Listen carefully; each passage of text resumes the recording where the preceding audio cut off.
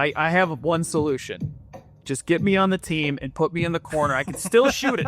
All I need to do is just shoot. Jimmer can make threes. I don't need to do anything else, Josh. Everybody else can take care of it. I will be there. I will be your assist wingman to get you that. Come on down. Perfect. Let's get you a jersey. Fredette for the lead. Yes! Fredette with the three. Bullseye! What a shot by Fredette!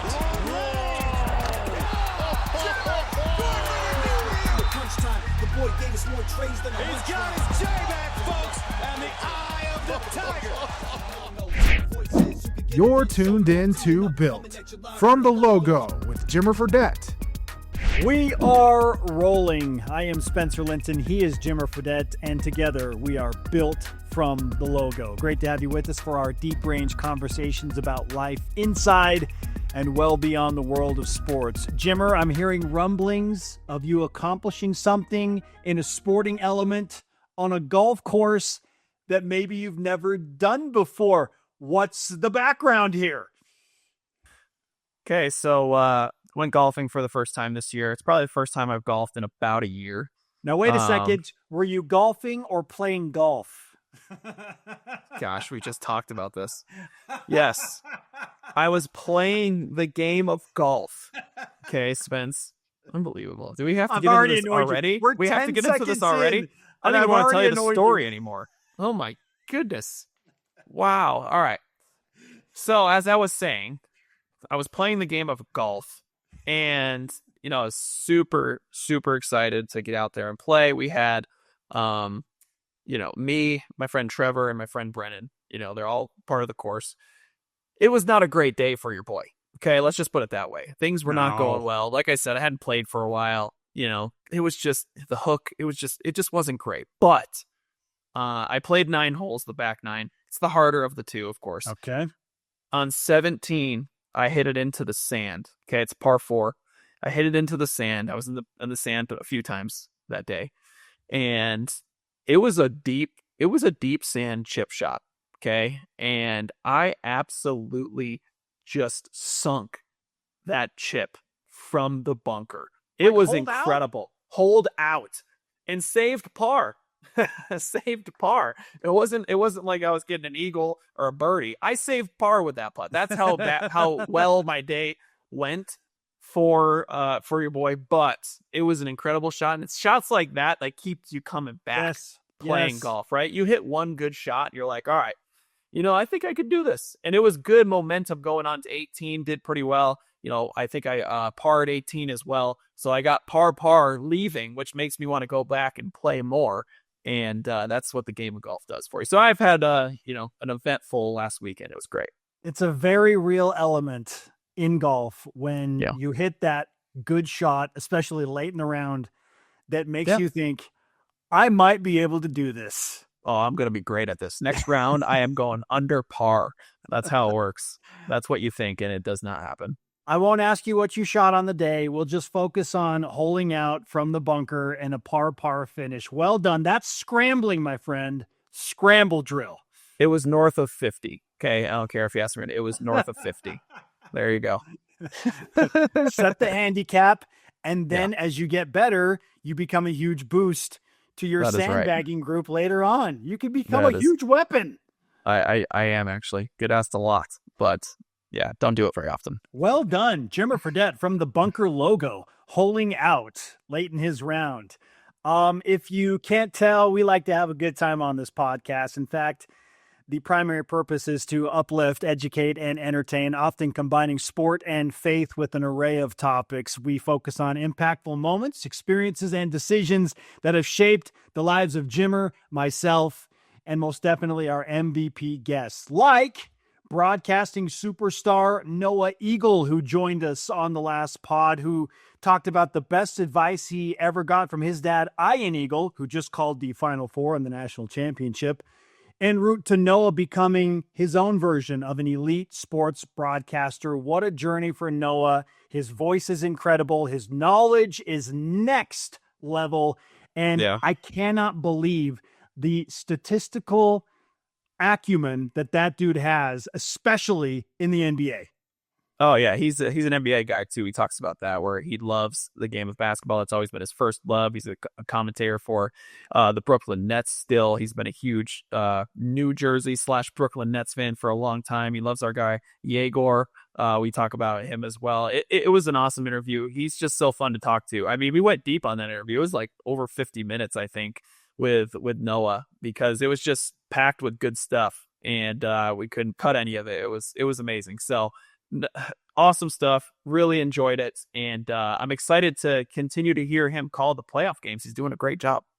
Yes, he is. Called a fantastic game in game 1 between Detroit and Orlando, which was a little bit of a surprise, right? And we'll get into that. Yeah, we'll get into that. You know how we do. Building for something better and doing it together. We are now set for the opening tip-off. And here is our starting lineup today, beginning with the greatest professional season ever for an athlete in their 40s. LeBron James has entered the conversation, Jimmer. What he is doing is remarkable, so naturally we're thinking, what other unbelievable performances have we seen from athletes in their 40s? And the list isn't that long, but it is prestigious. It is. There's some great athletes on the list. I'm excited to talk about it. Obviously, what LeBron is doing is incredible. The dunk that he had last time. I mean, like, seriously, at 41, I mean, I could only do that when I was 18. But I after that, never could do that dunk, Spence. Not one time in my life. Okay, there you go. AI can be your friend here, Jimmer. Just make it happen. 18-year-old Jimmer Fredette. Copies LeBron James in a dunk. Now go. Yeah. We'll see what it comes up with. But kidding aside, it is unbelievable what he is still doing at his age. And that's just the tip of the iceberg and what we've seen from the playoffs on the NBA front. And we're enjoying watching what's happening on the ice of the NHL as well. So we'll talk more about that. Our featured guest today is an NBA star in his own right, and it feels like he's constantly on triple-double watch and shares the basketball better than just about everyone in the league. He is a budding star. Josh Giddey joins the show, repping the Chicago Bulls, Jimmer. Let's go, baby. I'm talking to him about that. His favorite restaurant, maybe. But he's great. Love having Josh on the show, and he's one that I would have loved to play with. Right? Like a guy that just is unselfish and is trying to get the score of the basketball. I'm like, dream come true. Josh, I need to come back and play with you for a year. But yeah, it's awesome. Sneaker Hounds will be very interested to hear some other things we talk about as it relates to Mr. Josh Giddey. Looking forward to that conversation. We have some submissions in Open Gym that you don't want to miss that relate to Jimmer's need for speed or lack thereof. And cannot wait to get into that as well. You ready to go, man? Yep, at a glacial pace. I'm ready to go. Let's take our shot with the early trade driven by BMW of Utah and BMW of Pleasant Grove. 3 top-of-mind subjects to set the pace and get the conversation rolling into high gear. I needed to follow up on something we talked about last week, and I didn't, so I'm going to do it right here, Jimmer. We talked about who you trust driving a car while you are asleep. Who you choosing for a road trip in your circle of friends? And why is it me? Definitely not doing that. I talk to you enough. We're just going to have more conversation while we're driving to, whatever, Sedona or whatever, wherever we're going to go. I'm like, Whitney, I'm going to kill Spencer. Yes, it is absolutely not happening, but I appreciate that. I don't know. Maybe my guy, Chris Collinsworth at Jackson Emery, one of my former teammates. It would be fun because then we could just reminisce on, the old days now that we're old and talk about how we were once was. And I think that would be fun if I did that. Definitely not you, though. Thanks for the boost of confidence. You're welcome. But I get it, man. I'm not faulting you. It's okay. While we are on the topic of BMW of Utah, I need to share a story with you because it's the NHL playoffs. And this is really cool. Yeah. Brandon Tanev plays for the Utah Mammoth. and they're taking on the Vegas Golden Knights in the first round. He's famous in NHL circles for his toughness and, of course, producing the best year-to-year player headshots of any athlete in the entire NHL. Just Google Brandon Tanev and headshot, it's classic. and you will be entertained for a while. It's classic. He dished out some major respect to you a few weeks ago at the Sign and Drive event from BMW of Utah that they put on in their Murray dealership. I asked the 7 different players from the Mammoth who were there, including Clayton Keller, Dylan Gunther, Logan Cooley, Karel Vejmelka, the keeper, Nick Schmaltz, John Marino, and of course the aforementioned Brandon Tanev, if they knew Jimmer Fredette. Brandon is a cultured basketball fan, apparently. Yeah. What do you know about Jimmer Fredette? I know he doesn't miss a three-pointer very often. Hell of a shooter. Obviously, college basketball, love it. March Madness, and his name is always around that time of the year. So you can point out the school he went to. BYU. Let's go. I was so surprised. I was so genuinely surprised, and I loved it. It was awesome. I told him it would make your day, and that's why I'm sharing it with you. And he then said, he probably doesn't even know me, but Jimmer, now you're going to pay attention to Brandon, aren't you? Oh, of course. And I've paid attention to the Utah Mammoth this year. Obviously, I was close to Utah with my collegiate days. I live in Denver. Obviously, I picked the Avs to win, as we know. But I know that the Mammoth had a great year. I know a lot of incredible Mammoth fans in Utah. They have a great fan base. It's a lot of fun. They love hockey out there. So I've been following, and incredible to hear that. That is awesome. I mean, The thing is like, athletes are athletes. So sometimes, it doesn't matter if you're hockey or other players, like we know what's going on, generally speaking. And the fact of the matter is everyone knows what's going on in the NCAA tournament. Because like we talked about, it's one of the best sporting events out there. So if you can do well in the NCAA tournament, you become a household name to everyone, not people that don't even like sports, just because they want to watch. They want to watch and they want to have a bracket, and there's something special about it. So shout out to the guys at Utah, man. I appreciate that, and I am excited to see you guys hopefully beat the Vegas Knights, because it's 1-1 right now, Spence. They got a shot. NHL playoff season, man. It's just a different energy. This is the appropriate way to lead us into topic number 1 in our early tray. Are you ready to shoot, Jimmer? Oh yeah, I'm pumped right now. It centers on the NHL and NBA playoffs. So thus far, and I know that not that many games have been played as we're recording this podcast, but thus far, what is the biggest shocker or surprise of the NBA or NHL playoffs thus far? Yeah, it's a good question. There's been, some minor shocking things that have happened. Obviously, 1-game events. Teams can win 1 game. It's just, the lay of the land. These guys are so good that someone could get hot and they could kind of just play really well. Last night I was watching Scoot Henderson. He went off for 31 points, beat the Spurs. Obviously, Wemby got hurt, so that plays into that. Obviously, I think the biggest shocker for me was how Philadelphia beat Boston the other night in Boston.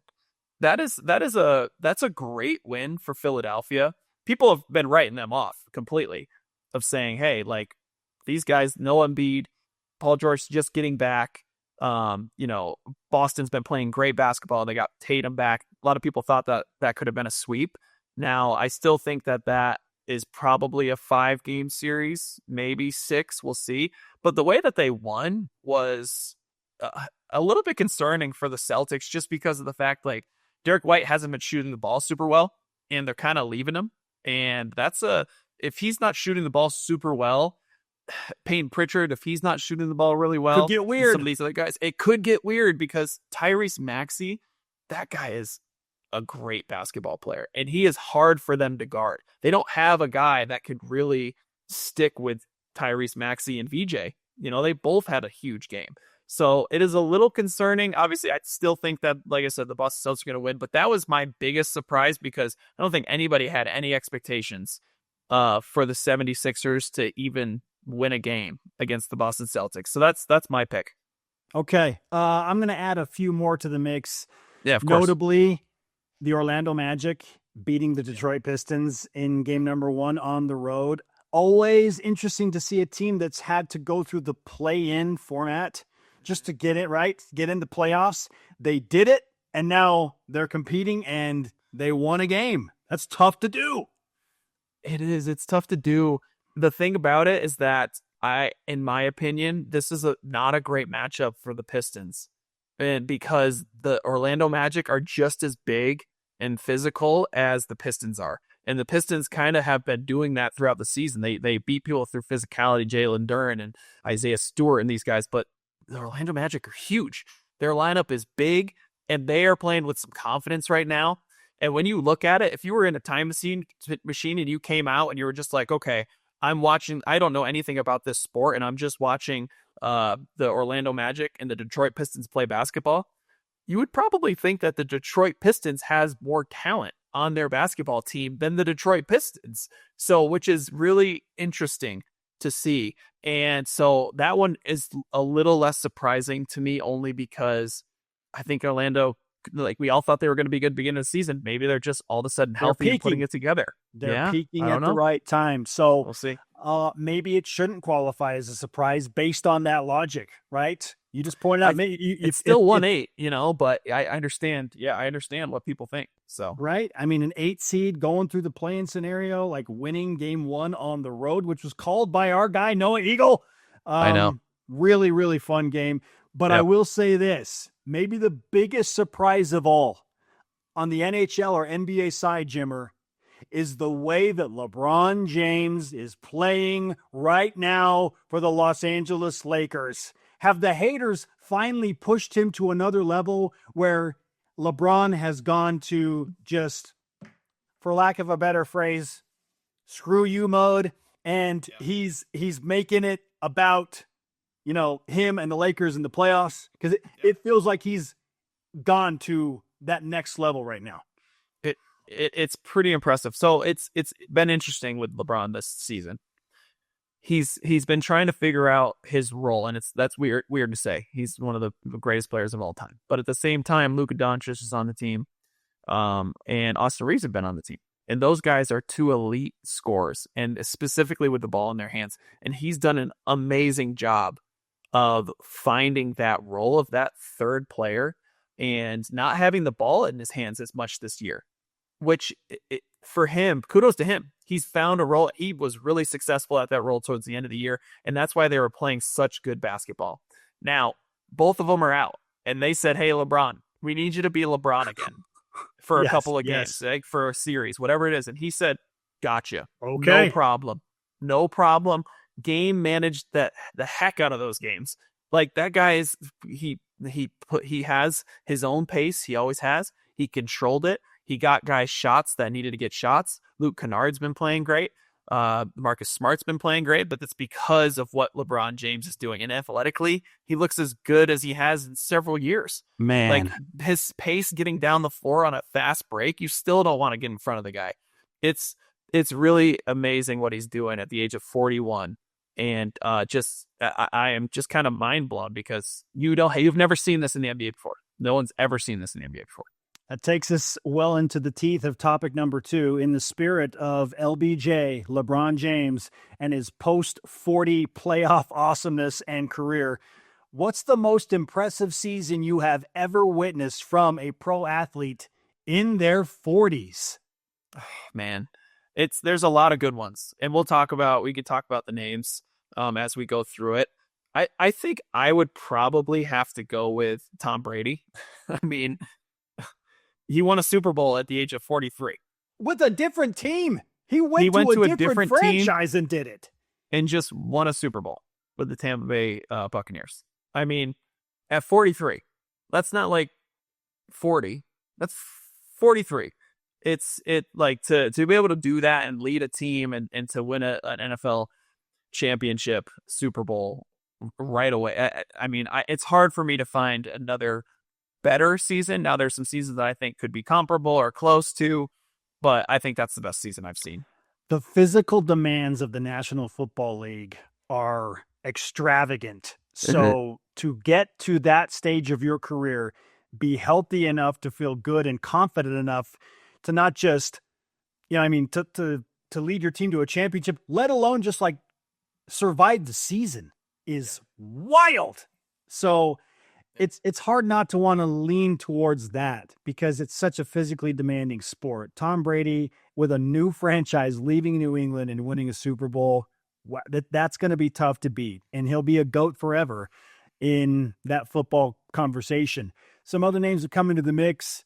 Jack Nicklaus at the age of 46, the Golden Bear, winning the Masters. He's the oldest to ever win at Augusta and did it in 1986. He still maintains that. 46 years old, you beat everybody else in the game who are younger, perhaps stronger, and dealing with advanced technology and equipment. It's a different world with equipment now, but even then, like him doing what he did in 1986 at his age, awesome. Nolan Ryan eclipsing 5,000 career strikeouts.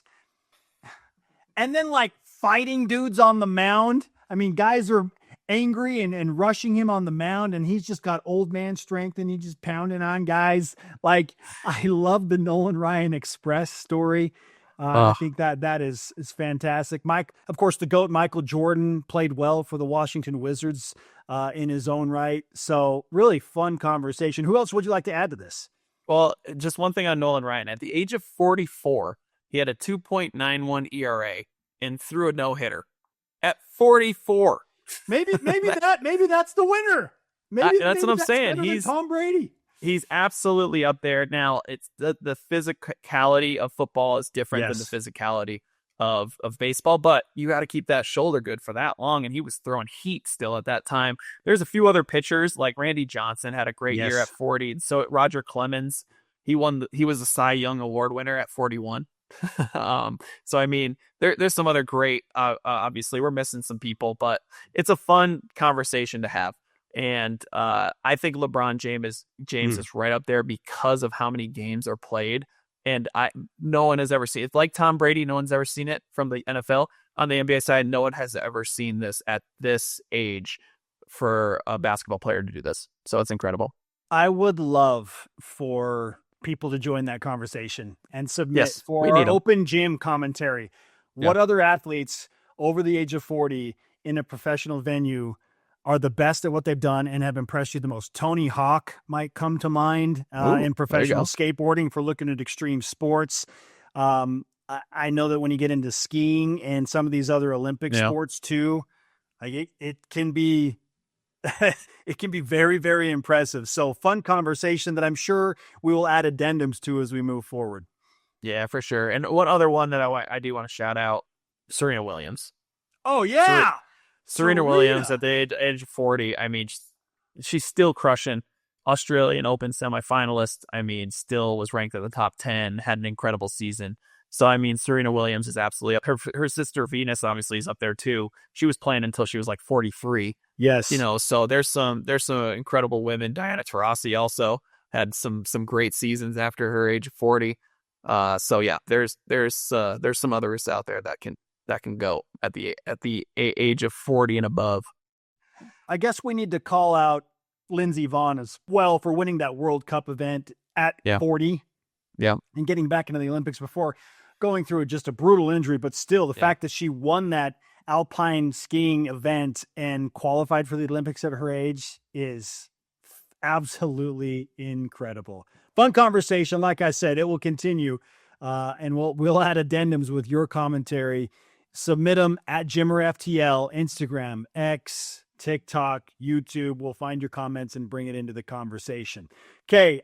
Quick hitter here for number 3, Jimmer. And I'm calling an audible here. Okay. It deals with something that I was kind of laughing to myself about and having a conversation with my wife, Brittany, about the other night. And that is just fighting in the NHL. Like guys they just throw the gloves down and they just like let loose for a minute or two. And then it's understood that like you just separate and go afterwards. Your ways and you go through your penalty minutes and we're good. Right? Like it's just like this accepted norm. And she's like, why is that okay? Like, but other sports are like, no. Yeah, If you even like posture, especially in the NBA, if you even posture like you're going to like go after somebody, they will tee you up. They might kick you out of the game. Yeah.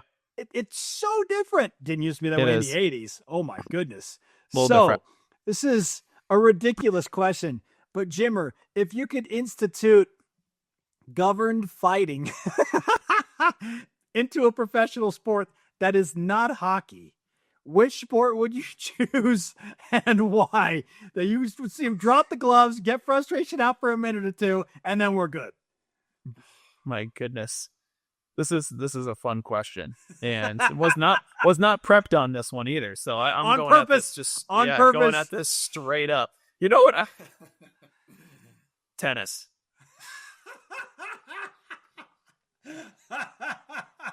Just imagine you see Alcaraz in center in an Australian Open final, just being like, you know what?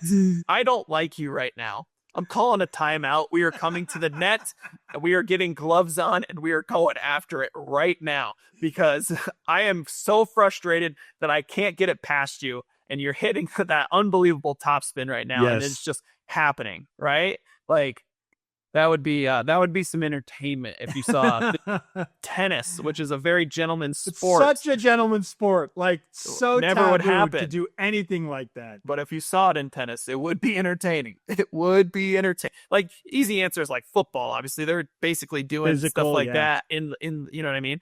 But with one where they're not actually having to have any combat in tennis, that would be interesting. Listen, based on what happened in Italy in the Winter Olympics, I thought we were going to see it in curling. Like that became a thing, right? That's true. Yeah, it was close. It got weird. It did get weird. So I thought we were going to see it in curling of all sports. If I could make one change, I'd probably put it back in the NBA, and not so much that I want to see them like duke it out like hockey players because they're not wearing pads. Yeah. But I do miss the ability to just like send a message with a hard foul. And guys just like that was part of the game. Larry Bird, Michael Jordan, Isaiah Thomas, Karl Malone. And I don't want guys to get hurt, but you can still foul somebody hard without hurting them, send a message, get in each other's faces, have a little scrum, push each other. It's playoff basketball. It's intense. And then there are no technical fouls issued. You go back to your benches, but there's like this intensity. I miss that a little bit. Yeah, I get it. I understand. And, they're just such big, strong guys that it's one of those things where, man, someone could really get injured. And so I understand why they do it. I will say, though, in 3x3, there's some hard fouling in 3x3. Yes. And then it's literally like, hey, this is how it works. And then these guys, I have never seen a fight in 3x3 basketball, but there is some serious fouling. And that's what I like about it, right? Like, I understand, like, I can see that if that was the NBA, like, listen, this is how it works. Sometimes you're going to go and you're going to get hit because you're going on a fast break, Bill Laimbeer style, and that's how it's going to happen. And then we're all going to go our separate ways and we're going to continue the game, right? And there is some of that in 3x3 and everybody just like, hey, this is the way it works and we're moving through it. So I can see why you would go that route. Once again, not calling for a Bill Laimbeer approach. Or Danny Ainge and Tree Rollins just like in fisticuffs. Shout out Danny, one of our former guests, the ultimate competitor. But just that intensity between Charles Oakley and Michael Jordan and Patrick Ewing, those series and those moments are so epic. So good. I know. It is. But at the end of the score, it was like 80-82. And you're like, you know what? No one can actually score a basket. Too much physicality. Too much physicality. It was a little too much. Yeah. Oh, that's funny. Good stuff, man. All right. I'm glad I caught you off guard with that one. I appreciate you going along with the audible. Tennis. It's an interesting thought. Never going to happen. Never going to happen. Disclaimer, we are not proponents of fighting. Oh, no, not at all. Now, it may seem like it. Noah talked about cage fighting last episode, and now we're talking about this. This is not normal, but we like to have fun. We like to have fun. Great stuff. The early tray from the logo, no less. Let's take our first break. When we come back, NBA star Josh Giddey takes on the Minky Couture full court press. Why sneaker hounds need to pay attention, because in a way, we're breaking some news. And his push to become an NBA All-Star, also the moment that changed his life. When From the Logo continues, presented by Built. It's like you're diving into brownie bliss with chocolatey, gooey lava that erupts in a world of flavor. And it has 17 grams of protein. What the puff? Hit me. Oh! Fluffy, chocolatey, and packed with protein. What the puff? Built Puff. Welcome back to From the Logo with Jimmer Fredette, teamed up with Built. It is time for the Minky Couture full court press with our VIP guest. A reminder, you can send your VIP the best blanket ever, just like we do for all of our guests at softminkyblankets.com. Today's VIP is NBA star Josh Giddey. Frankly, he's a comfort blanket for any NBA coach with his triple-double prowess. The Australian star, currently playing for the Chicago Bulls, has a resume that includes being selected by the Oklahoma City Thunder with the 6th overall pick in the 2021 NBA draft. He's the youngest player in NBA history to record a triple-double, having done so at 19 years old in 84 days. He also became the first rookie since Hall of Famer Oscar Robertson in 1961 to record 3 consecutive triple-doubles. Are you impressed yet, Jimmer? I can't believe we have him on, to be honest with you. I don't know what he's doing with us, but... Right? Well, we're glad to have him here. He Absolutely. just averaged 17 points, 9 assists, and 8 rebounds on a game for the Chicago Bulls this past season. Josh, welcome to the show. Great to have you with us on From the Logo. Thank you, guys. Awesome intro as well. Appreciate it. Flattered over you. I agree. Getting better and better with these intro spins. Man, it's unbelievable. We could all make improvements, right? And he deserves it. Josh, Absolutely. First and foremost, congratulations on an incredible last season in Chicago. We just detailed some of those numbers. Not surprisingly, it has led you to developing your first custom shoe, the Giddey One Outback. In your wildest, did you ever imagine that you would be designing your own shoe? No, I didn't. Obviously, every kid, I think growing up, always dreams about having their own shoe, and that's something I always wanted to be and have. And I mean, it's something that I've always wanted. And I'm glad it's here, and it's been a long process in the works. And obviously, there's been a lot of people behind the scenes, Kate, Daniel, my agent. So, there's been a lot of people behind the scenes that have made it possible and happen. And I'm glad it's finally getting released in about a week. It's incredible. We've seen the shoe. We've got a preview shoe. It looks amazing. I'm super pumped to be able to try it out when it comes out. But I was fortunate enough to be able to actually have a shoe of my own. But it took me like 7 years to get my own shoe because I didn't do it in the NBA or anything. It had to go all the way across the world to China and be able to go over there and actually have a shoe created in China. There's a couple of them over there behind me.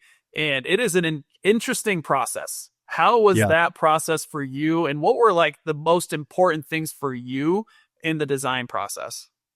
Yeah, it is a long process, and I think for me the best part about it was Puma gave me a lot of kind of creative input, and they let me really have a voice in how the shoe was going to look. And for me, the number one thing was tying the shoe back to some semblance of Australia and where I'm from, and I think we did that with the first shoe that's coming out, and that was probably the main thing. But yeah, it is a long process. I mean, to get a shoe from scratch to actually on foot, it takes a long time. So there's a lot of things behind the scenes, a lot of meetings, creative meetings. But as I said, I'm glad it's here. I've been wearing it all year, but I'm glad it's finally going to be released to the public, and other people can get their hands on them and wear it themselves.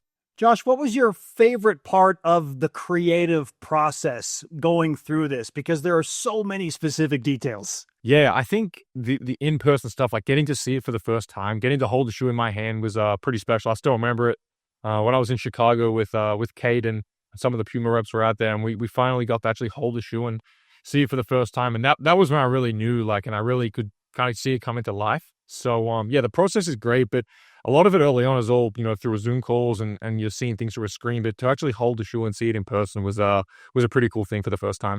I have to give a shout out to Kate Foley, who we both work with, and Kate's been with me for, man, I don't want to say this, but 15 years now almost. It's pretty incredible, and she does some awesome work. So I want to just give a shout out to Kate and all that she does for getting this done. And but also speaking of China, and, shoes and all these things. When I was in China, my first coach actually was a guy by the name that I think you know pretty well. His name was Brian Gorgon. Okay. Yeah. And he was, the national team coach for you guys, obviously in the Olympics and different things. That guy is, I don't even know. He has so much energy for his age. Do you have a great Brian Gorgon story that you can give to us? Because I swear I have so many. He's the best storyteller I think I've ever seen. He is. I don't know. I was only with him for one Olympics, but obviously I'd seen him coach, and he's been around for such a long time. He coached against my dad when he played, so I've seen Gorge for a long time. But I think kind of to what you said, like he's still doing it with so much passion and energy at his age. Like I don't know if he'll ever retire. I just can't see him being away from the game. He's someone that's so passionate about it, and he just won a championship, this year that just went with England Sydney. So. Yeah, he's obviously an unbelievable coach. He stepped down from the national team now, but for him to still be doing what he's doing at this point of his career is just speaks volumes to who he is as a person and a coach. Josh Giddey is on From the Logo. He's got his own shoe coming out next week. The Giddey One Outback releases globally from Melbourne, essentially. So keep your eyes on that. You brought up your parents a moment ago, your dad specifically, Josh. Both of your parents were professional hoopers in Australia, which is awesome. And I believe your dad was a good rugby player as well. Correct me if I'm wrong. At what point in your life did you decide that basketball was also your passion? Well, I picked it up from an early age, obviously. Just having parents that were around the game, I was naturally always going to be the case. And from when I was, 2 or 3 years old, I always had a ball in my hand. And as I started to get older, I was 4 or 5, and my dad was coaching in the league, in the Australian league here. So I was always at trainings and holiday camps, things like that. So I was always around the game from an early age. And then as I started to get older, my parents never ever forced basketball on me. It was just something I was passionate about, I wanted to do. And when I got to an age when I was about 15 or 16, I had to start. That's when I really had to choose what sport I was going to go with. And it was between basketball and Australian football at the time. And it was a tough decision. It really was, because I felt like I was probably better at Australian football at that age. And I didn't really know what path to go. Yeah. So, and then obviously I decided to go with basketball, and I had to give up football. But yeah, tough decision at that age. But obviously looking back, I don't regret it. But at that point in my life, it was something that was not an easy decision. Yeah, totally. And we're going to get to the Australian football, because I've heard that you can play a little bit. We're going to get into this. We're going to talk to you a little bit. But I do want to first get into, how was the Australian youth basketball system like, right? There's a lot of talk right now about youth basketball around the world, specifically here in the U.S. And how do we do it? How do we make it better? The AAU and all these different things. But I know overseas it is not done that way. It's not traditional where it's like, hey, high school basketball, AAU, college, then pro, whatever it is. It's much different overseas. Can you explain that a little bit in Australia? Yeah, that's pretty accurate. I mean, it's very, very different where I grew up. And in Australia, I think there's no AAU, there's high school sports, but it's nothing like American sport. It's not even remotely close to that level. The real teams that players playing is like, we have a in Victoria, the state I'm from, we had a thing called the Victorian Junior Basketball League, and players would play in teams all around the state. And every Friday night, there'd be, obviously there's different levels. There's the best teams, and slowly, the level goes down and down. But we'd play every Friday night, and that was our important game. Like Friday night games was what we played. I played for the Melbourne Tigers growing up, and then when I got to a point where I was 16 years old, they have a thing called the Australian Institute of Sport, which is where all the best players from that age go to live in one city, Canberra, which is the capital, which is where I moved to when I was 16. And they had a thing called the NBA Global Academy.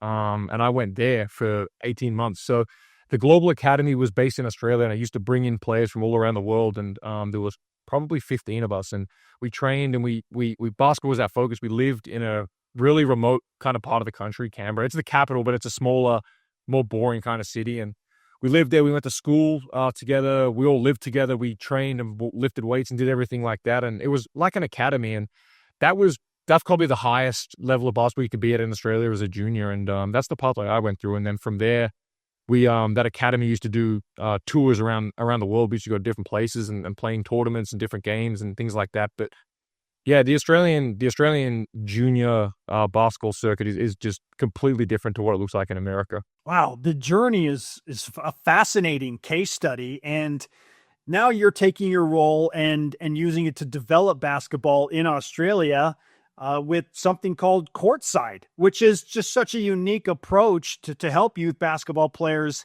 and the integration of the sport and the growth of it. So I'm going to let you kind of talk about what that is and what it means for your country to have this Courtside project that you've been involved heavily with for a fellow NBA player in Australia and Dyson Daniels in. So what is it and what spurred the motivation behind it? Yeah, this was an idea that came to the table probably 3 or 4 years ago, and it was me and a couple other guys that were talking about it, and we it really took 4 years from the idea to the actual thing being built, and now it's been up and running for probably 18 months now, and it's basically there's 3 full courts, there's a main court with a grandstand and seating, and there's a cafe, there's a massive retail space, there's weights, there's recovery rooms, there's everything in between. We wanted to put everything kind of under one roof, and that was the goal of the building, was to have everything under one umbrella. And yeah, that's kind of what it's been. It's been home for a lot of NBA guys that come back to Melbourne in the off season. Everything you need is there, and from weights to on court to recovery stuff. So we all wanted to be in one place, and it's for people of any level. There's coaches there, full-time coaches, full-time staff that work with kids and players at all age and different levels. So yeah, I'm not going to say that I didn't have great facilities when I was younger growing up, but to have everything under one umbrella and one roof was something we wanted to kind of bring to life. And yeah, we did an unbelievable job, I thought, at putting the thing together, and it took a long time. But yeah, as I said, I mean, a lot of people behind the scenes made it happen. But yeah, the big idea of it was just to have everything in one place, so that if people want to shop, if people want to eat, if people want to watch basketball, if people want to work out, that they can do whatever they want in this building. So yeah, it's come to life now, but it was a long process to get it there. It's so cool to see. I mean, it's one of those things where the whole family can go. Now, I don't love the fact that when you go there, if my wife goes and she doesn't want to watch basketball, she can just go get on the credit card and just go and start buying stuff. I'm like, goodness gracious! I go to work out, and all of a sudden I'm out $1,000 because this great spot. But no, what a cool concept! What a cool thing for your country, for youth basketball, for basketball in general in Australia. Kudos to you guys for putting that together and having that be a part of the culture, which is phenomenal. I want to go back a little bit to your decision to, before you got to the NBA. You had a few offers and turned several down to play at Division I programs, including Arizona. What was that thought process for you like? Like, were you really considering coming to USA to play in college, or was it always, hey, I just want to play in the NBA? Good question. I think early on, like college was, I didn't really know about the other option that I had at that time in my career. So when I was probably 15, 16, getting recruited, when I first started getting recruited by colleges, like that was where I wanted to be. I always imagined myself going that pathway, and I never really imagined myself being a one and done or anything like that. I thought I was going to be a 4 or 5 year guy at college, get a degree, and see what happens after that. But as I started getting older, I started getting better and better offers, and I remember Arizona, Baylor. I started talking to these bigger schools, and that's when I started trying to weigh up both options. And I only took one visit, and the visit I took was to Colorado, and I was ready to commit to Colorado straight after that visit. I loved it. My parents loved it. We went to Boulder, took a visit. There was an Australian coach there at the time that was recruiting me pretty heavily, so I loved it, and I was ready to commit. But I remember my parents kind of told me to slow down, and we flew back home and talked about it a little more. And then literally a week later, the NBL Next Star program kind of came to me, and the NBL, and they offered me a spot in that program. And that's when I really started weighing up both options. And I grew up my whole life watching the NBL, and I was such a fan of it. I always wanted to be alive and playing it. And I saw LaMelo Ball was the year before me, and I watched him do it. And I was like, wow, he obviously hit it. The way he played and the things he did over here was like, I didn't think I was anything close to that level of player at that time. And I was not comparing myself to him at that point, but I just thought I wanted to do something similar, and I saw how well he did. So that kind of swayed my decision. And then I decided to sign with the Next Star program in the NBL. And then it was about picking a team. And I was very, very fortunate that at that point, the general manager coach kind of handed me the keys to the team. And I was 17 years old at this point. So big risk for them. And you know how a lot of these coaches in professional careers are not, they're coaching to win. They're coaching for their jobs, and rolling the keys to a 17-year-old is is not always the answer to that. So I'm obviously very grateful for how they handled that. But yeah, and then I played 1 year in Adelaide. I got better and better as the season went on, and it got to a point where I knew I was going to be drafted. And yeah, we stopped. I came out of the season probably 3 or 4 games early once we were eliminated from the playoffs, and started ramping up for the pre-draft stuff. So yeah, it was a long process, and I'm obviously happy with the decision I made. But yeah, I was kind of back and forth for a while about what to do. Again, tough decisions, but you're making all the right decisions because you made your mark with the NBL, Josh. I mean, you became the youngest Australian in NBL history to record a triple-double, and then the next game you did it again, which is just part of the story for the Adelaide 36ers. But where do you feel like your game developed the most in that specific year and season to get you fully ready for the NBA? I think the big thing for me was like the physicality playing against grown men. And that was probably one of the reasons I decided to go with the NBL, because I wanted to kind of feel that and taste that earlier. And obviously going to college, you're playing against bigger guys, but they're still kids in a sense, 18, 19, 20-year-olds. And I was given the opportunity to play and train against grown men every day, NBA veterans that I was playing with. And I thought it was just going to kind of excel my development.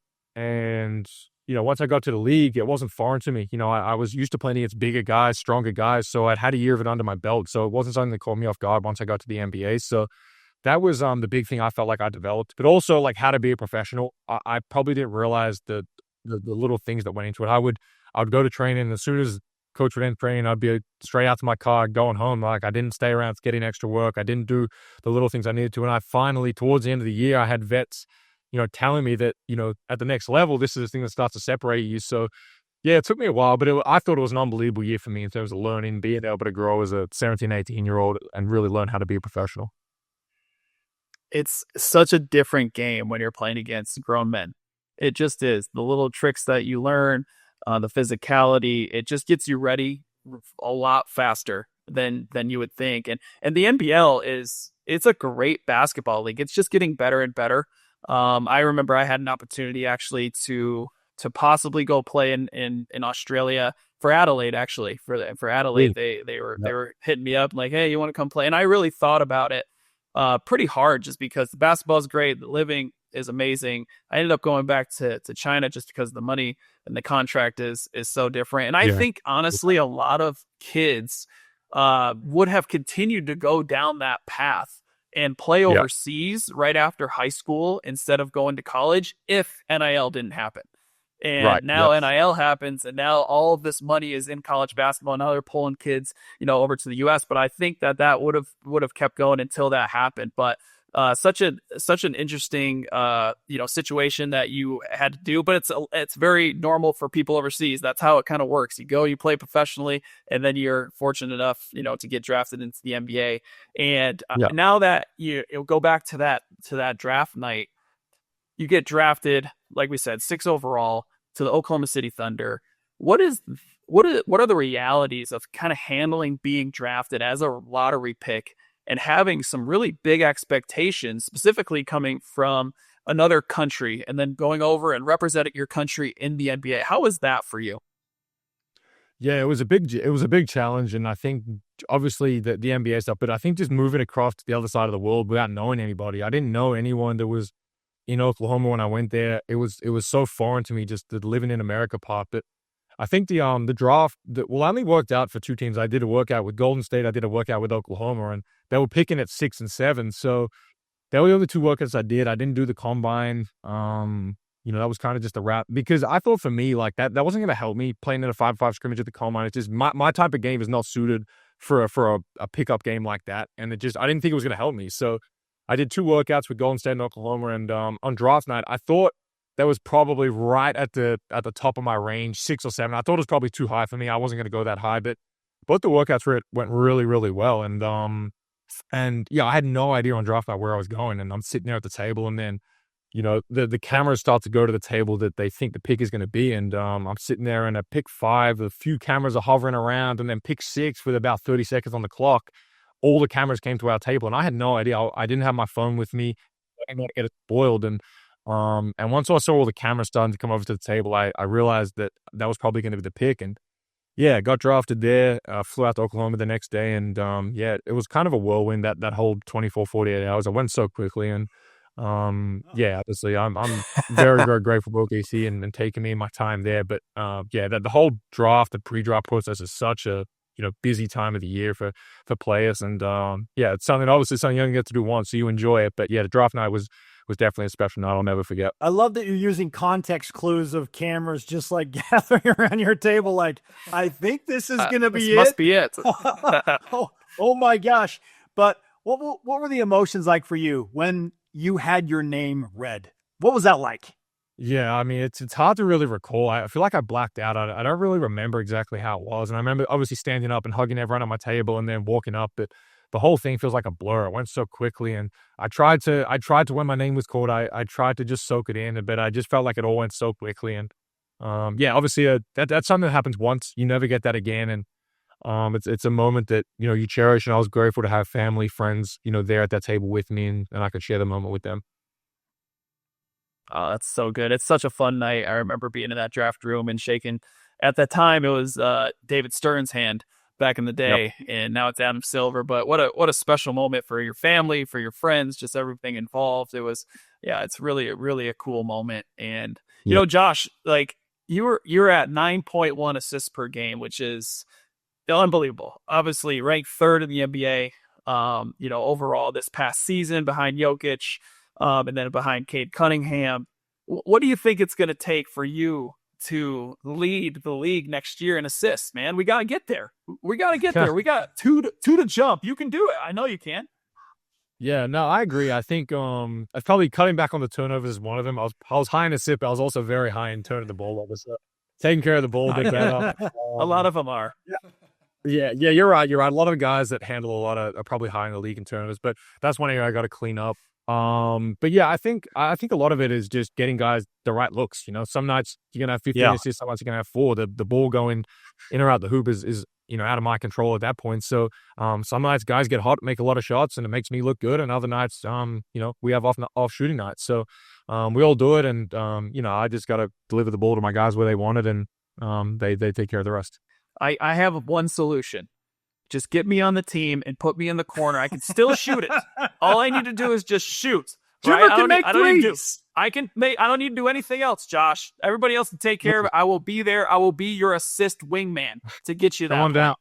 Perfect. Let's go. Get to a jersey. Let's do it. Let's go. Okay, again, you might have already answered this in part, but I mean, you're on the cusp of becoming an NBA All-Star, Josh, which to your credit is incredible. What do you feel like you need to do in your already stellar game to fully enter that all-star conversation? Probably just, I think, keep rounding my offensive game. I think my shooting's done better as I got further into the league. Obviously the confidence was a big part of that, but I think just continuing to kind of expand my offensive game, just stuff off the bounce, being better finishing, being more creative off the dribble. So things like that, I think I need to continue to get better at. I think there's always a lot. I'm 23, so I feel like I've got a lot of room to continue to grow, get stronger, finding ways to get to the free throw line, which is becoming such a big part of the game nowadays. So, different little things, but I think just continuing. I think confidence is a big one for me. I think I struggled with it early on in my career, shooting the ball, and I was hesitant to shoot it. Every miss feels like it's putting a bigger weight on your shoulders. And once I got over that hump, I feel like I started to unlock kind of a new offensive player in myself, and took a while, but I feel like I'm starting to get to that point now where I'm over missing or making shots. It doesn't bother me anymore. I shoot the ball like they've all gone in.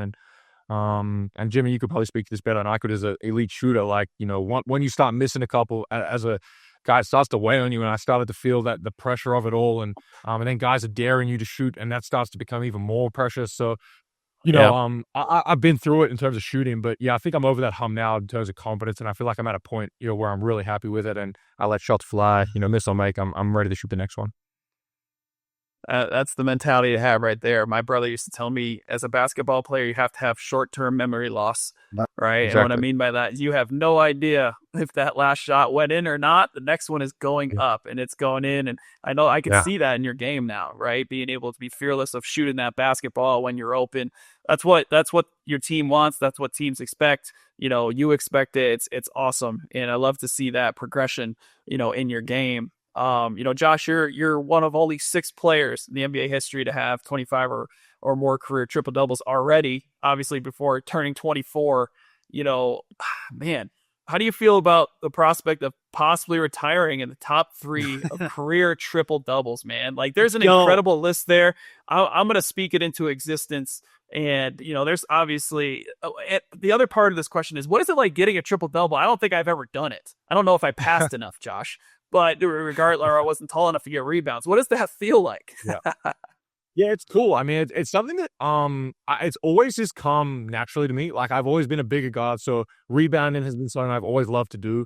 And obviously, I'm a pass first guard, so the assists kind of just start to tally up, and then the points come as naturally as well. So it's never been something I've had to go out and go after or chase. It's naturally, it's just how I play. It's a byproduct of how I play, and rebounding, pushing the ball in transition, those things start to just pile up. So, yeah, I don't really know. It's just something that's always kind of come naturally to me. Well, listen, Russell Westbrook, Nikola Jokic, Josh is coming. He's on it. He's on his way. That's right. That's right. He's off to a great start. Okay, Josh, Jimmer and I are big on hinge moments in our lives, and we talk a lot about big picture perspective and faith-driven elements, but at such a young age, you've gone through some incredibly tough decisions that you've already outlined in this podcast. What would you consider one of those hinge points in your life that has changed your way in a very and dramatically positive way? Oh, for me, it would have been the playoff series against my 3rd year in the league. When I was with OKC, I got benched in the playoffs. I started every game in my career, and for the first time ever in the second round against Dallas game, it was 2-2 going into game 5, and I got benched and didn't really play. I wasn't playing a lot in that series anyway, and I was just really struggling. And kind of back to my point in the shooting, in regards to the shooting, like, these guys were just daring me to shoot the ball, and they were guarding me with centers. It was Derek Lively and Gafford, and they were sitting in the restricted area daring me to shoot. And I was like, if you're going to beat us, beat us that way. And my confidence was just like shot. I couldn't make a shot. I was overthinking everything. I couldn't play my game. And I'll never forget coming off the court after we lost in game 6 in Dallas, and one of the Morris twins came up to me and he was like, you're way too good for this to have, to be benched in a playoff series, and don't let this happen to you again. You're a young player, blah, blah, blah. And that really stuck with me to this date. And that was probably the massive turning point for me in my career. And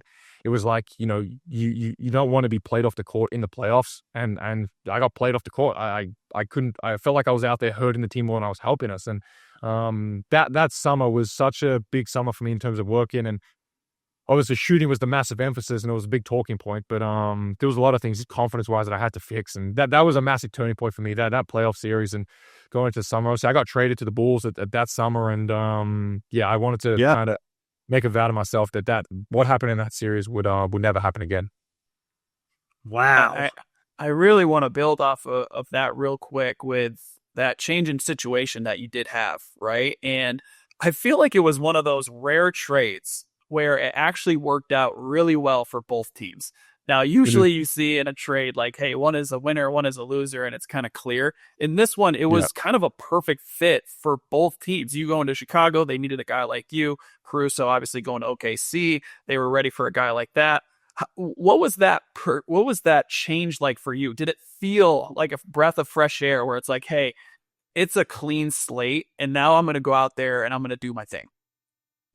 Yeah, it did feel like that. And I think the trade, obviously, in exit meetings after the season in my 3rd year in Oklahoma, I met with Sam Presti and Mark, our head coach, and we spoke about things. And then as the summer went on, I started to think more and more about it. And I spoke to Sam a lot during the summer, and we went back and forth over different things. And we were trying to look at like a role and what it would look like for me going forward here. And I just couldn't see myself doing that at 20. I was 21 at the time, and I just couldn't see myself, in the role they had kind of presented. And I spoke with Sam, and we kind of figured out he figured out a place he wanted to send me. And I'm very grateful because in the business, general managers, they can send you wherever they get the best return and not worry about what happens in your career.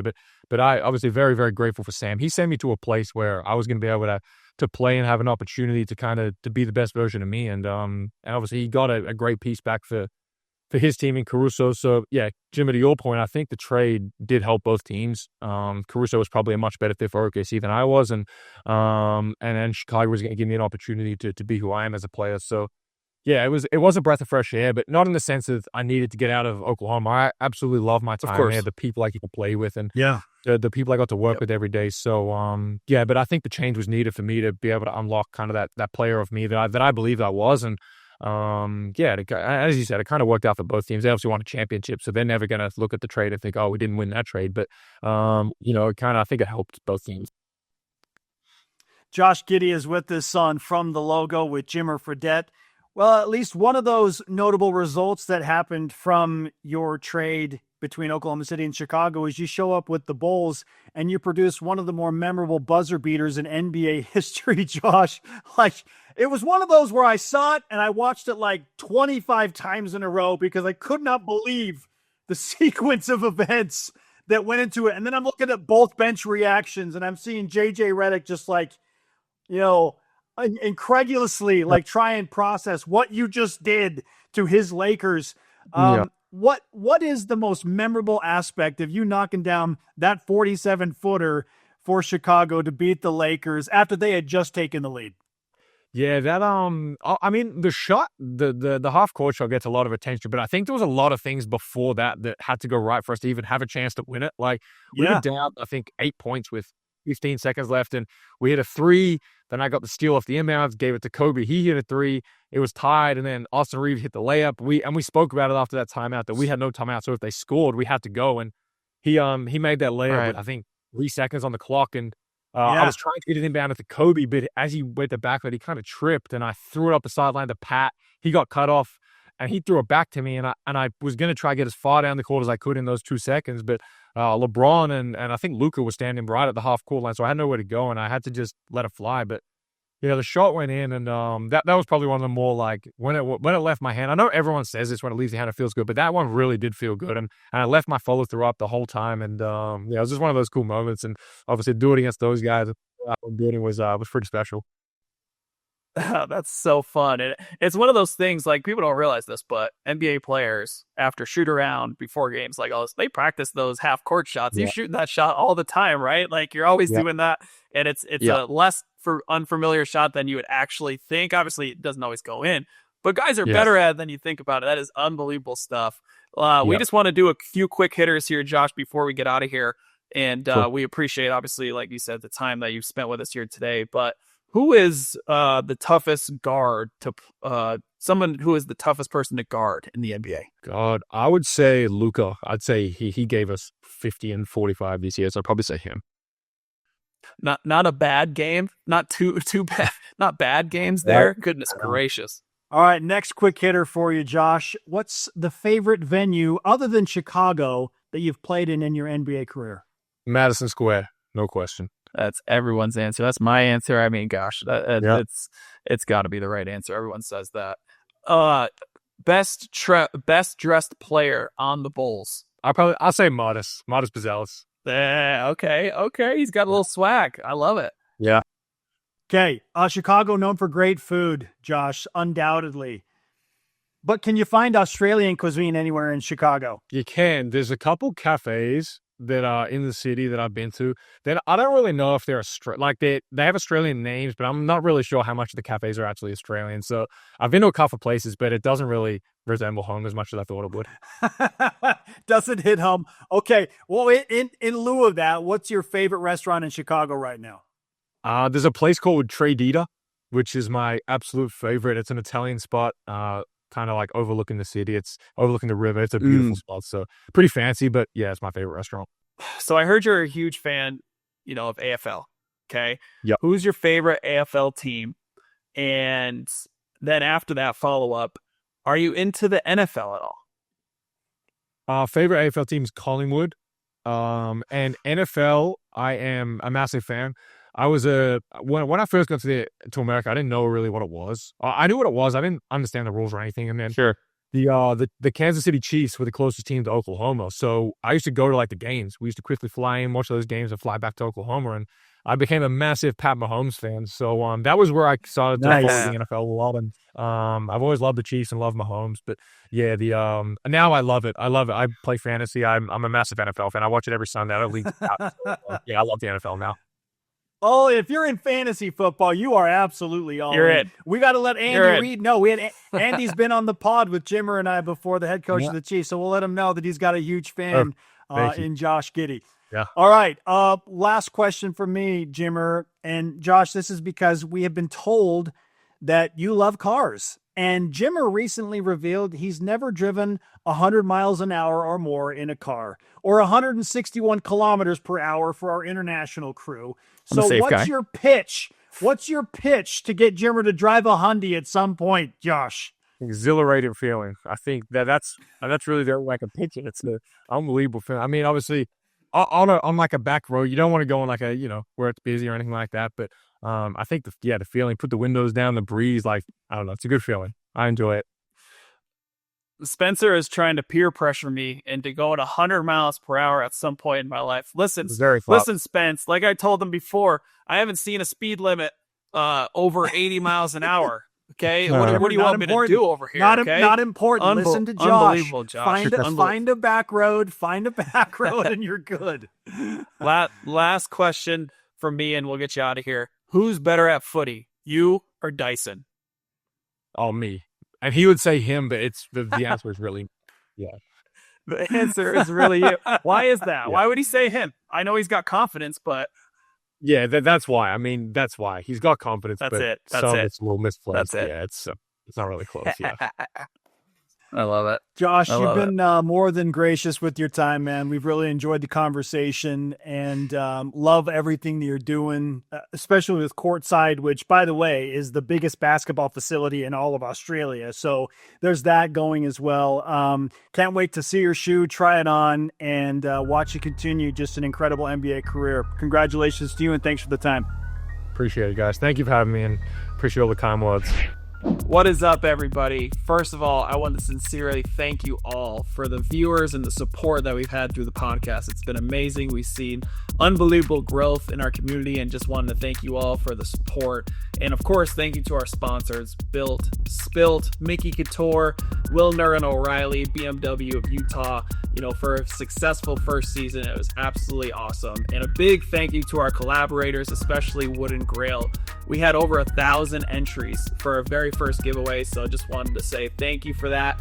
And without further ado, let's click on this button and select our 6 winners, okay? So here we go. First, we got Chase Stewart. Congratulations. Next up, we have Shane Lamb. Then we have Caden Haney, Emma Brady, Caleb Lyons, and last but not least, Charles Payne. So congratulations, obviously, to our winners.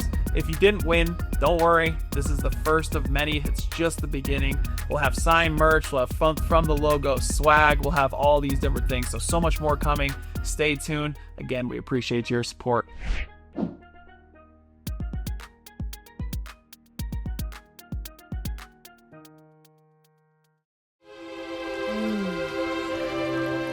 Like when Grandma was baking cookies, and she'd let you lick the batter. It feels like a fluffy hug. Cookie dough. What the puff? This thing has 15 grams of protein. Grandma loved protein.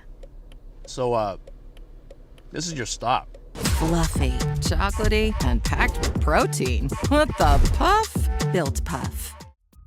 From the logo with Jimmer Fredette rolls on, and we now open up things, as we always do at this part of the podcast, to our listeners and viewers with your submitted comments and questions from social media straight to us. Time to fully nourish Jimmer, to be fully prepared for this. The Built Puff flavor of the day is peanut butter cookie chunk. It is delicious, and it is my daughter Navy's favorite at 5 years old. She has clasped onto this one, and I imagine we'll be buying a few more boxes of this flavor. Yes, he will.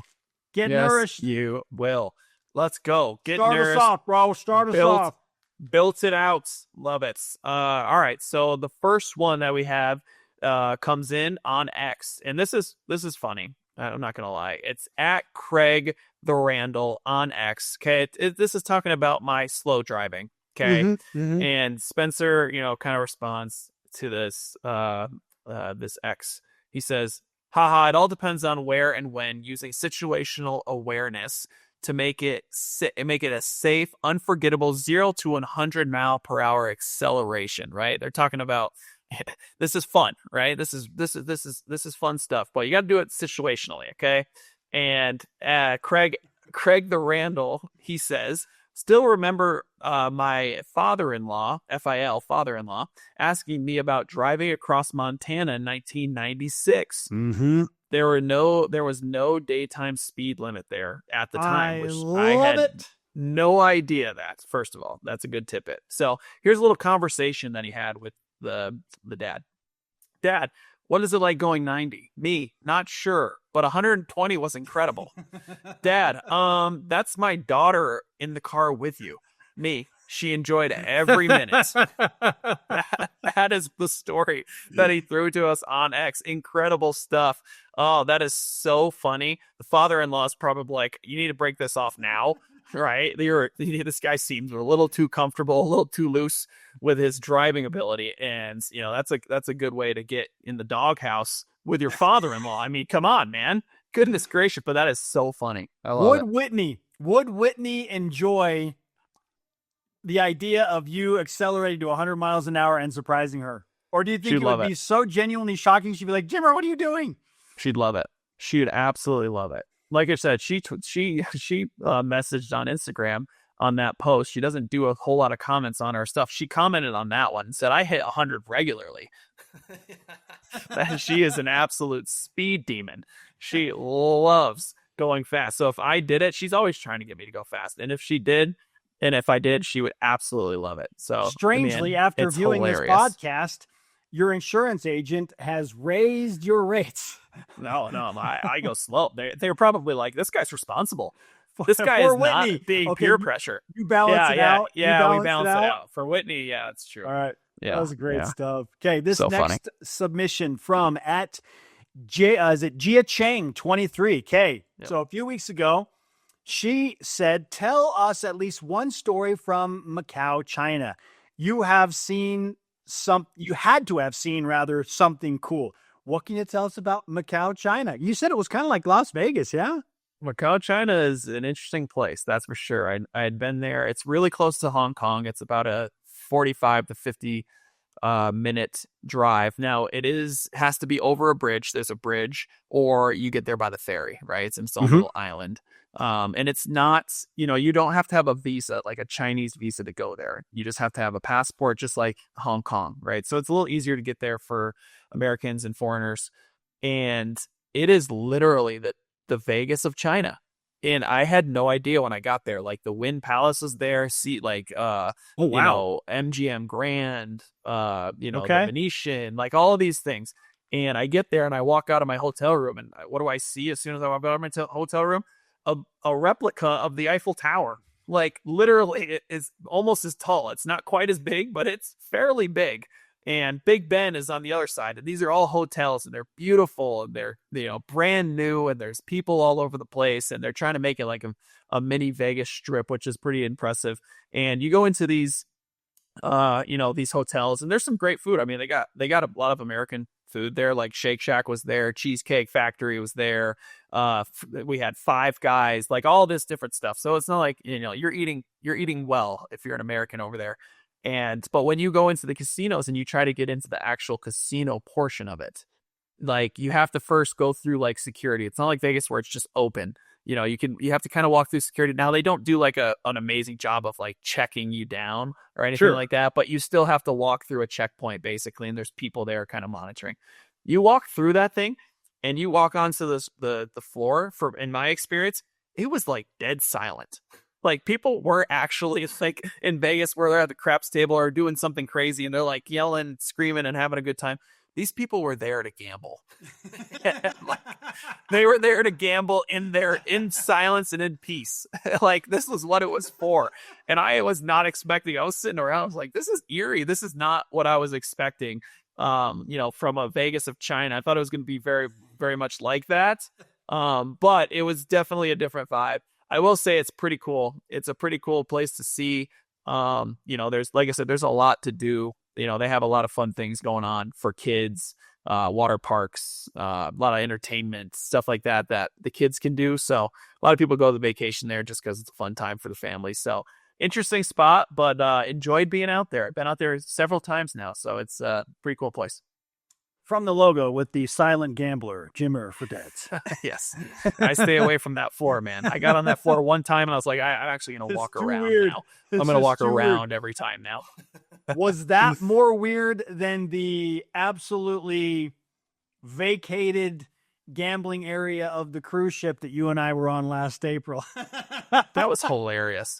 Yeah, we were on that BYU cruise, and they obviously have like a little area to gamble on it. That's nobody there. 0 people. All of the workers still were there. They were all sitting around a table playing cards with each other because there was 0 people at the tables. So they were like, I don't know what else to do. We're just going to play cards with each other. Oh, it was absolutely hilarious. But that's the BYU cruise for you. You're not getting any gambling. You're not getting any alcohol sales. They had soda everywhere. It was amazing. Oh, I love it. Oh, Jimmer bringing it on from the logo. Okay, final submission is actually a combo deal here. 2 for 1. Okay, because it's I love it. Submitted from our good friend Kelly O'Reilly of Wilner and O'Reilly. And he submitted to me an idea for Spencer's grammar pet peeve of the week.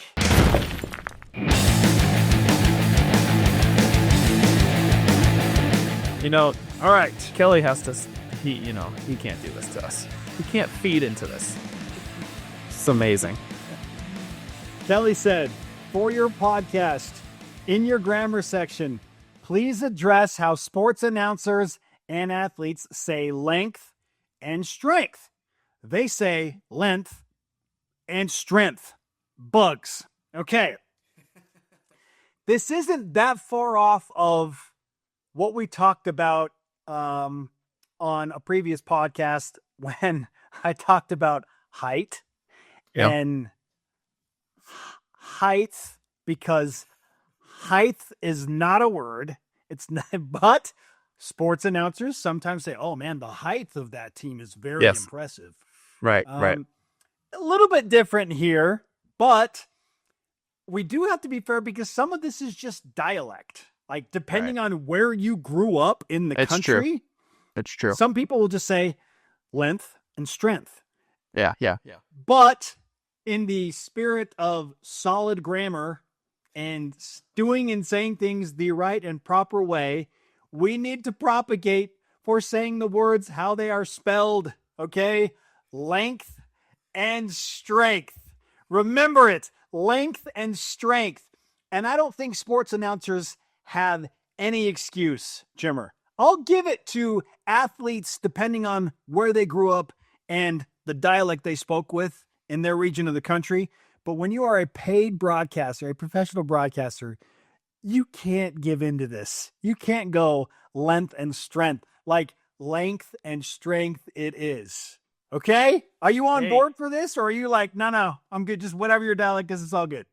Yeah, no, I don't nearly care as much as you do, obviously, on this stuff, but I understand your point.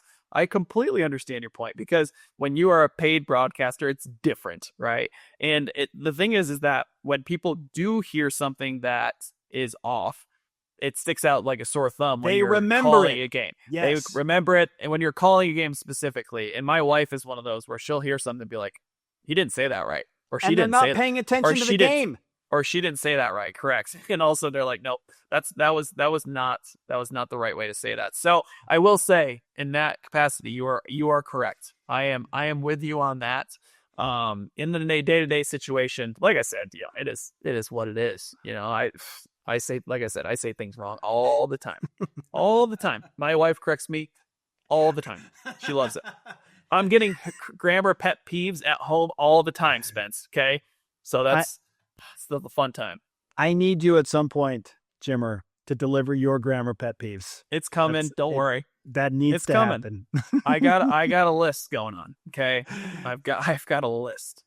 We are working together to build great speakers of the English language. If you would like to submit questions, comments, or basically anything on your mind for me, Jimmer, or our guests on the next show, follow us on all of our social media platforms at JimmerFTL on YouTube, Instagram, X, and TikTok. When we come back, the 3x3 update ready to rock as GM Jimmer has prepared the latest and greatest on his team's drive to gold in the 2028 Olympics. This is From the Logo with Jimmer Fredette, powered by Built.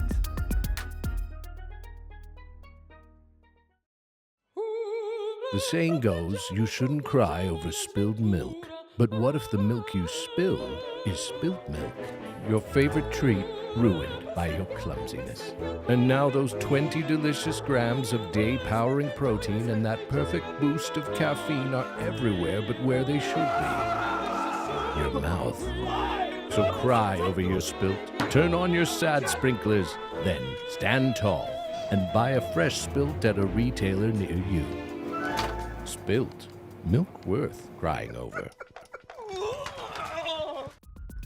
From the logo into the final quarter, it is time for our USA Basketball 3x3 update presented by Wilner and O'Reilly. Just call Kelly at Wilner and O'Reilly, an immigration law expert and friend of the show, WilnerO'Reilly.com. He may or may not have a grammar pet peeve section on his website very soon.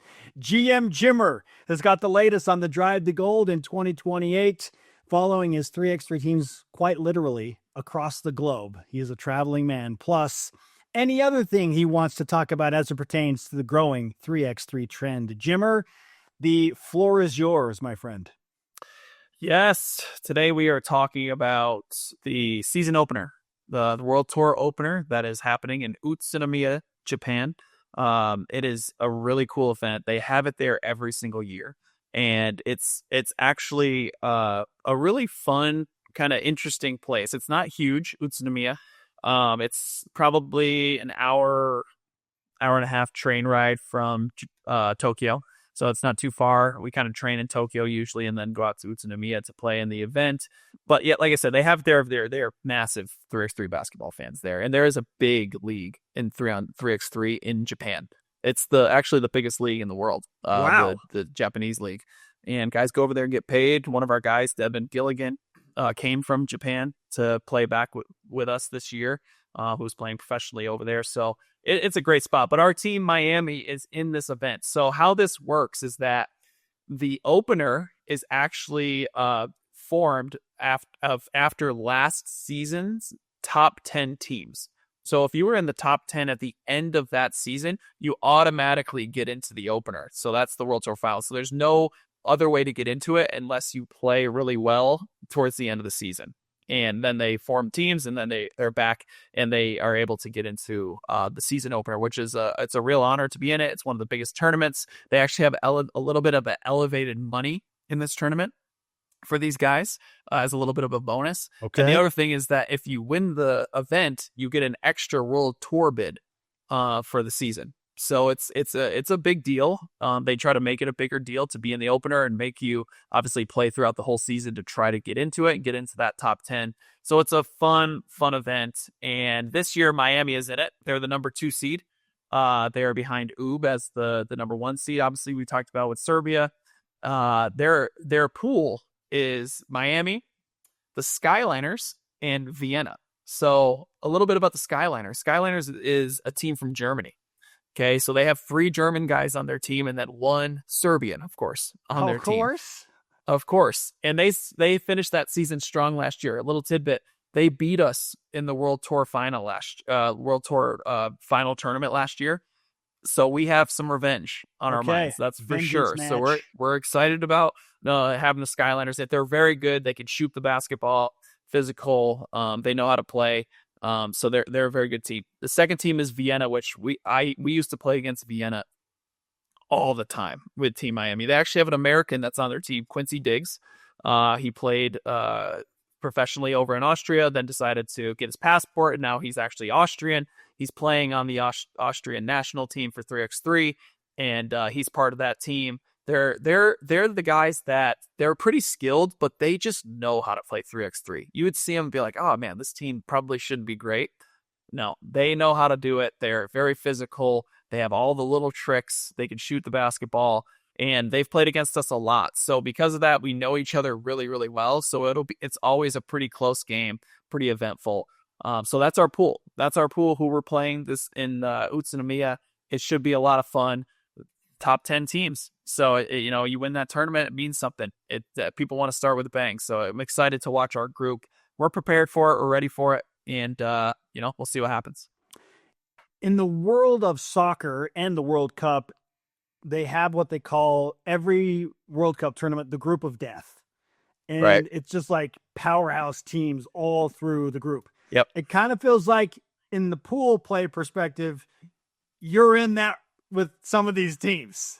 Man, it's one of those things where in the opener, all these teams are pretty darn good. I would say that our group is definitely tough. Oops pool actually I think is very tough. Okay. They have a team. They have a French team, Toulouse, that plays on their team. That's a good, solid team. And then Antwerp, who is from Belgium actually, and they just won a tournament in I think it was somewhere in Japan. Okay. They won a tournament going into this, so they have some confidence. They're a pretty good team. All these teams are really good, to be honest with you. These are the top 10 teams from last year. So we definitely have a tough group, but I don't mind it. I think we match up with these teams fairly well. But it doesn't matter who you play in this tournament. They're going to be good. Time to bowl and go get it done in the 3x3 scene. Thanks for the update, Jimmer. Always entertaining. And time for your final thought in this podcast. Man, thanks to Josh. Thanks for being, he's over in Australia right now, so he had to do this, in his morning time. We had to find a time that works, so we appreciate him being on. Excited about him this offseason and what he's going to do next year. We're trying to cater to the Australian crowd here, so we appreciate, hopefully you guys love this episode. Thanks all for listening. It's been so much fun, and we appreciate Josh. Remember the length and strength of those tennis players when they start to duke it out, okay? That's an important thing in boxing. You gotta have some length. That's for sure. Good stuff, Jimmer. Always great to be with you, my friend. More good times ahead. A reminder, we are built for more, so shoot your shot in life. We'll see you next time.